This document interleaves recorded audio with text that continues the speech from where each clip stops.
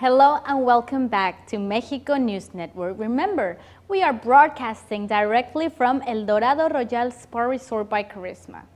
Also, for more information, do not forget to stay logged on to our website for 24/7 information on Mexico and the world on www.mexiconewsnetwork.com and to follow us on social networks on Facebook, Twitter, Google+, on Mexico News Network. Now let's continue with more information. Mexico is filled with legends and stories, war and peace stories which narrate the tales of brave men who sacrificed everything for one goal. Since the beginning of times, different cultures around the world have found the need to defend their territories.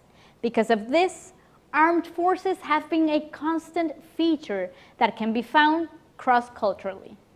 Today, Mexico News Network has started a journey across the oceans of time going back to pre-Columbian Mesoamerica when, at the beginning of the 14th century AD, the Mexicas, also known as Aztecs, departed from a place known in local mythology as Aztlan, looking for a sign indicated by their god Huitzilopochtli.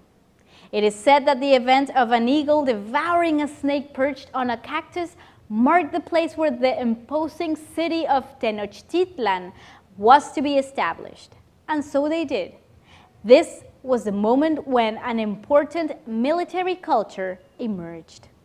The Aztecs had several castes of warrior armed orders divided into 7 main groups: Talamani, Quetzalcoatl, Papalotl, Jaguars, Eagles, Otomis, and the Shorn Ones.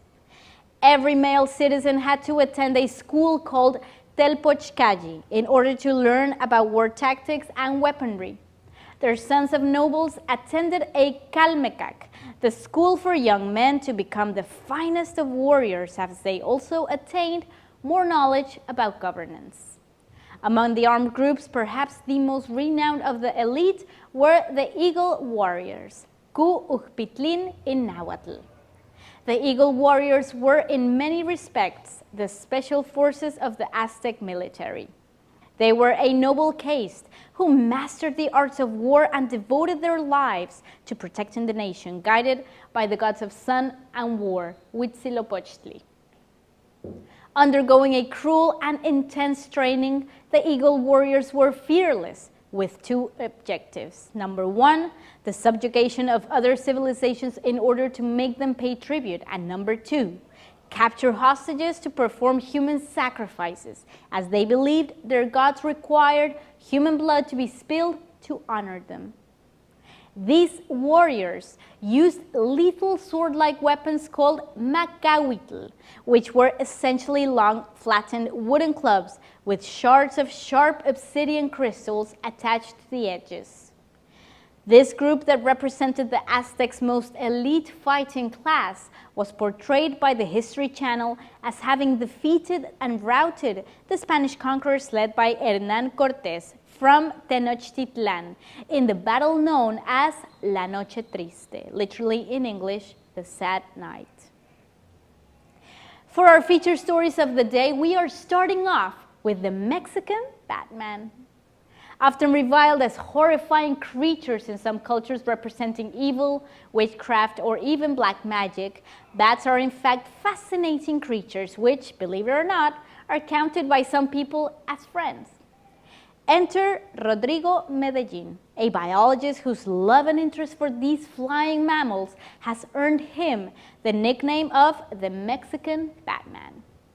Medellin, in fact, starred in a BBC documentary titled The Batman of Mexico, narrated by British environmental eminence Sir David Attenborough and nominated to the prestigious Panda Award granted to the year's best green movies and TV series. In this feature film, Medellin describes his lifelong dedication to the conservation of bats and the restoration of their reputation. In an interview with Mexican daily El Universal, Medellin claims that his work as a researcher for the Ecology Institute at the National Autonomous University of Mexico has reached millions thanks to the BBC documentary and has helped change widespread negative perceptions about these animals, often perpetuated by horror stories and general misinformation. Medellin's passion for bats started at a very early age. After procuring his first specimens when he was a kid, he realized he wanted to study their behavior and varieties.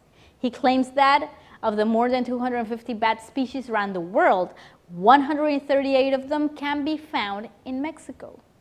He added that these nighttime mammals are important for humans as they help spread seeds, pollinate trees and plants, and contribute to plague control by feeding on pest insects.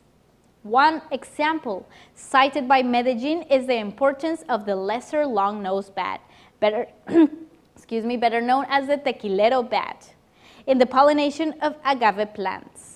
This finding has led to joint work between bat researchers and tequila industry executives, some of whom have agreed to leave 2% of their produce exempt from the tequila production process in order to encourage pollination by this species.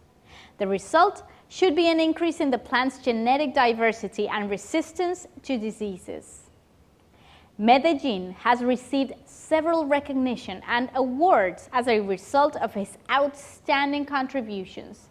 Most notably, he was designated Bat Ambassador by the United Nations Environmental Program in the year 2012. Now, to finish off our feature segment, we have the life and journey of a fascinating woman who challenged herself to success, achieved it in every single way possible. Meet the driven, passionate, and striving Julissa Arce. Julissa Arce is a young Mexican woman who arrived to the U.S. with a visitor's visa, and by the age of 14 found herself as an undocumented immigrant. Years later, she graduated from the University of Texas with an internship at Goldman Sachs, managing to work her way up to vice presidency.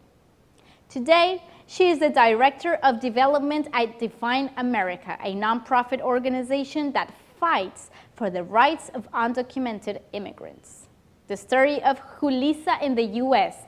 begins when she moved with her family to San Antonio. When she was 11, her parents traveled constantly between Taxco, Guerrero, and Texas to sell jewelry. Julissa got a tourist visa to join them, and on one trip, they simply decided to stay. Julissa enrolled in a local school and adapted easily to her new life in the U.S. Now, by the age of 14, her visa sadly expired, and she knew that she meant she would have to become undocumented. However, she already loved the country and wanted to continue to stay. She even conceived a plan where her friend's parents would adopt her and even considered marrying a gay U.S. citizen. Julissa realized it would not be easy, but she would achieve her ultimate goal of staying in the U.S. She also thought that being rich would ease her transition into the nation. "I thought if I had a bunch of money, I would be accepted," she is quoted on a feature article by Bloomberg, which describes her story. Upon realizing this, she had to figure out a way to obtain the status she needed. During her last year in high school, she started sending out college applications, but was missing a certain requirement: her Social Security number. This meant that there was no university taking her in. However, a little light of hope shone when a new law in Texas was approved when she graduated, which stated that undocumented students could attend public universities. So Julissa enrolled in the University of Texas at Austin and majored in finance. The main story here is about how she achieved success even without real papers. Julissa resorted to the need of getting a fake green card when she lost her job running her funnel cake cart, her main source of income. Now, she was facing the struggle of not being able to land a job, and so she looked for this alternative, and it worked. She secured then an internship in one year before graduating from the university at Goldman Sachs Group. By the end of her internship, she landed herself a full-time job at the company. Her personality and working style led her to climb up the ladder of Goldman Sachs, reaching all the way to vice presidency. One of her co-workers described her as somebody who is incredibly driven and hardworking and fiercely loyal to the firm, in the same Bloomberg feature. Of course, the journey was not easy and it could be nerve-wracking at some points. Arce had to struggle with the constant feeling that she would be caught in her lie. In the year 2007, she married her then boyfriend, which provided a solution to her immigration status. At that precise point, she was legal and rich, but she still felt that there was something missing. She then decided to leave Goldman Sachs and seek for answers. She went back to Mexico to visit her family, visited Europe, and built on the idea of starting a business, which didn't really work out back in those days. She also considered going back to banking, but then she came across the movie Documented, which tells the story of Pulitzer Prize-winning journalist José Antonio Vargas, who outed himself as an undocumented immigrant. She was truly inspired and claims that she practically stalked Mr. Vargas.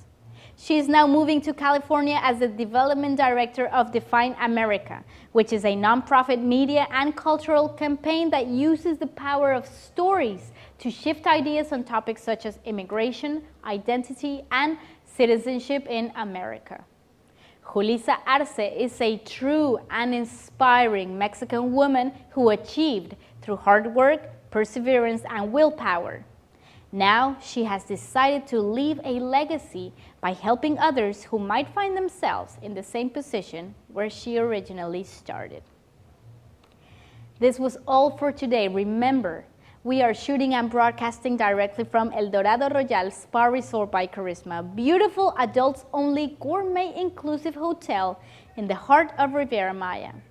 Stay informed 24/7 on our website, www.mexiconewsnetwork.com, and also follow us on our social networks on Facebook, Twitter, Google+, on Mexico News Network. Thank you for joining us today. I am your host, Elisa Carballo, and we will see you next time. Audio